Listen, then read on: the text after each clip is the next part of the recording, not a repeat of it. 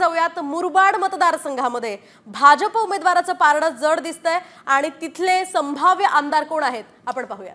तर आपण इथे ग्राफिक्सच्या माध्यमातून पाहूयात की मुरबाड मध्ये नेमकं कशी समीकरण आहे। मुरबाड मध्ये आपण सांगायचं झालं तर या ठिकाणी दुहेरी लढत मोस्टली आपल्याला दिसतेय। भाजपमधून किसन कथोरे जे आहेत संभाव्य आमदार त्यांनाच पुन्हा एकदा मतदार जे आहेत ते कौल देताना दिसतायत। तर राष्ट्रवादी शरदचंद्र पवार पक्षाकडून सुभाष पवार यांना या ठिकाणी उमेदवारी देण्यात आली होती, मात्र त्यांचा पराभव होताना दिसतोय आणि मुरबाडची जनता किसन कथोरे यांना भाजपचे उमेदवार आहेत त्यांना आमदार निवडताना दिसतीये। एका प्रकारे आपण पाहतोय की अगदी काटेकी टक्कर या ठिकाणी होती आणि त्याच्यामुळे राष्ट्रवादी शरदचंद्र पवार पक्षाचे जे अध्यक्ष आहेत शरद पवार त्यांनी सुद्धा खूप आपण म्हणतो की सुभाष पवार यांना उमेदवारी देताना लढत दिली होती आपल्या डोक्याला किंवा आपण बघतो की त्यांनी प्लॅनिंग केली होती, मात्र या ठिकाणी पुन्हा भाजपचे किसन कथोरे हे त्यांच्यावरती जड होताना दिसतात।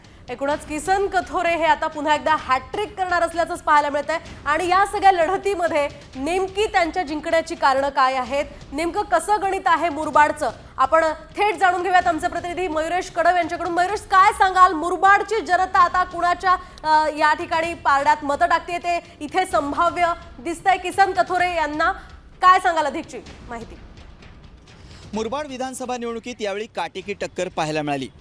या निवडणुकीमध्ये महायुतीकडून किसन कथोरे तर महाविकास आघाडीकडून सुभाष पवार हे निवडणुकीच्या मैदानात होते, मात्र या निवडणुकीत सुभाष पवार यांनी खऱ्या अर्थानं किसन कथोरे यांच्यासमोर आव्हान उभं केल्याचं चित्र पाहायला मिळालं।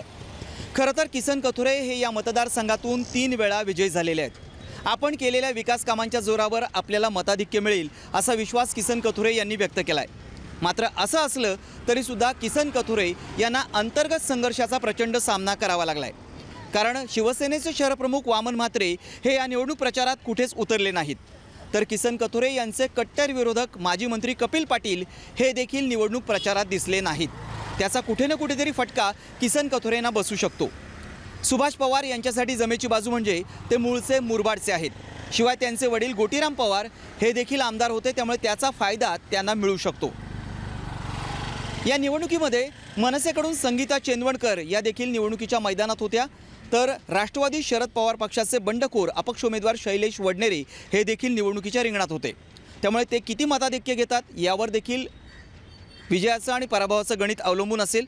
मात्र एकंदरीतच सगळं चित्र पाहिलं तर किसन कथोरे यांनी केलेली विकास कामं, त्यांचा दांडगा जनसंपर्क आणि त्यांच्यासाठी लागलेली पक्षाची यंत्रणा म्हणजे प्रचार यंत्रणा, हे सगळं गणित पाहिलं तर कुठे ना कुठेतरी किसन कथोरे यांचं पारडं या निवडणुकीत जड असल्याचं पाहायला मिळतंय।